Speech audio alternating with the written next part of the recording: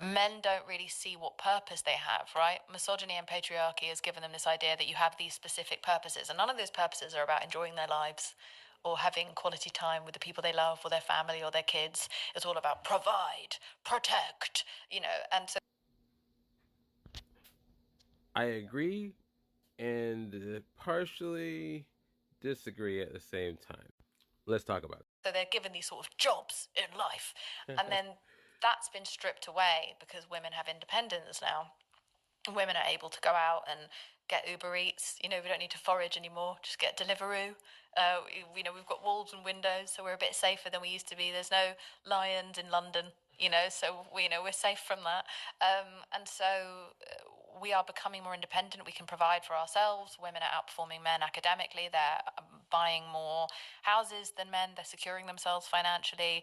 And so men are losing a sense of purpose beyond their seed. And now even that, women can just go and have IVF. A bunch of my friends are just having babies on their own via come in a lab. Yeah, exactly. And so men are losing hold, they're losing grip over what they were told was their identity, whereas actually, and this is a failure of media and books and the stories we've told. We never have films about a man and a woman just being friends where they never end up together. They always ultimately end up together. We don't tell any important stories of men and women collaborating. On the cover of Forbes, it's either men making a company on their own, or women making a company on their own or together. We don't have men and women very often collaborating, or when we do, we don't turn it into a story. So we don't talk about the emphasis of like the friendships between men and women. A lot of my best friends in the world, well, I lived for 10 years with my boyfriend and my two best male friends who I've known since I was 19. These are two straight white men. There are so many ways that men and women can have friendships and build things and innovate together, and none of that gets impressed upon in society. So men feel as though they've been reduced down to nothing more than a seed. And so their instinct, and this is something that really winds me up, right, is that they've been taught, it's not their instinct.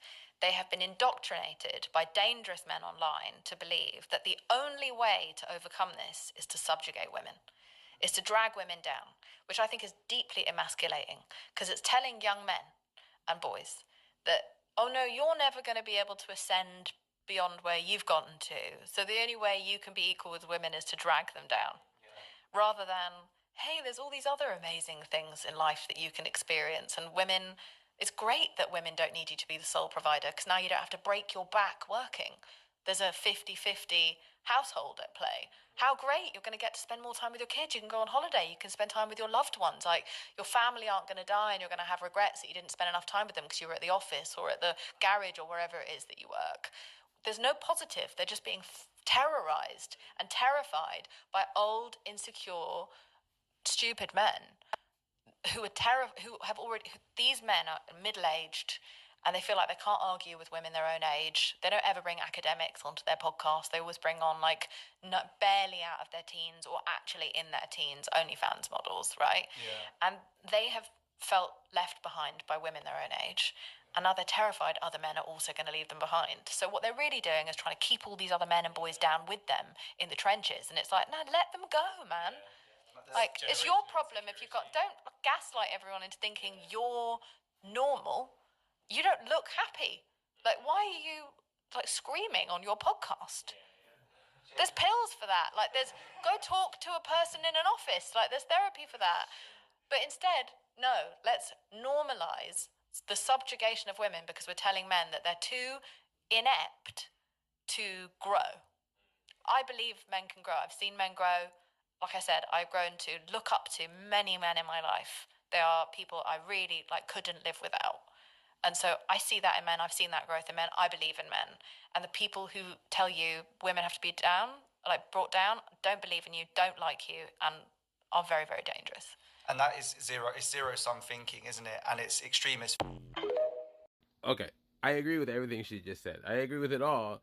I really do. I do feel like men have been taught throughout the decades, longer really, to be the providers, and that is indeed their only real purpose.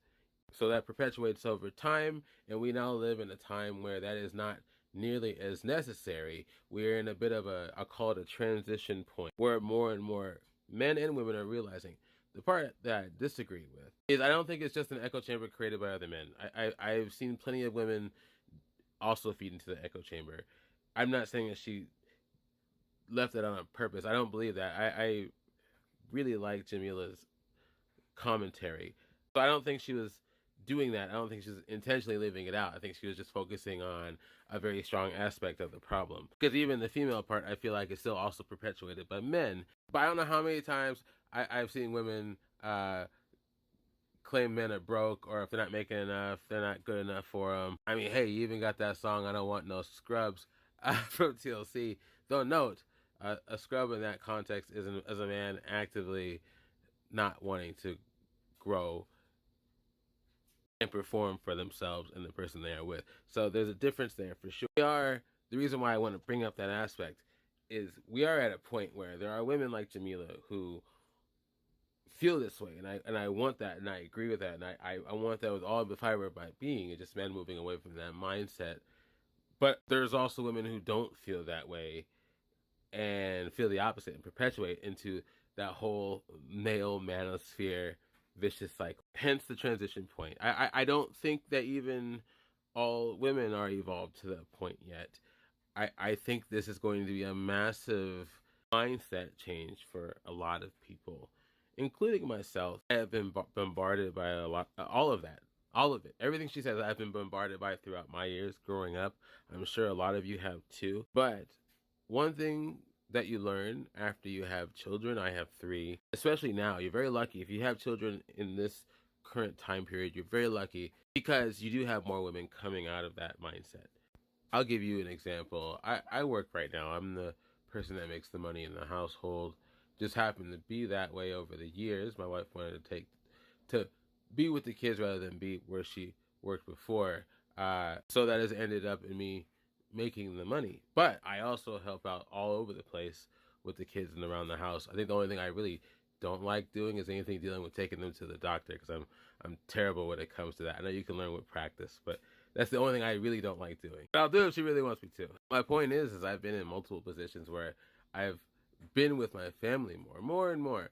Been involved with my kids' lives more and more. And I have to tell you, for all you young men out there who are wondering, being with your family, being with your kids, enjoying your life is a million times more important than any of the BS that they have pounded into your brain about being a man and being a provider. Yes, you still want to be able to provide for your family in the sense of, as she put it, teamwork. You and your significant other want to have a solid team that supports each other and the rest of your family, indeed. But aside from that, it should be all about yours and your family's happiness. That is the most important goal.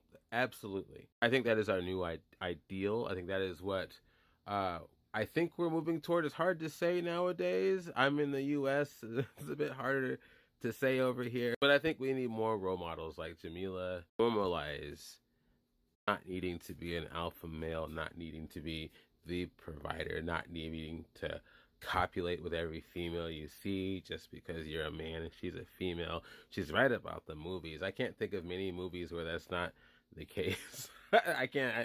It's everywhere. It's disgusting. And it's warped my mind. I'm sure it's warped a bunch of your minds too. But I feel, I'm 38 now, there is light at the end of the tunnel. There is evolution there. I do think you can teach old dogs new tricks. I don't care what anybody tells you. Start using that mindset. Use that as your North Star. Happiness. That should be the new objective for men. Obviously, women too. But to drill back down on this topic, I think all men need to tell themselves that more. Okay.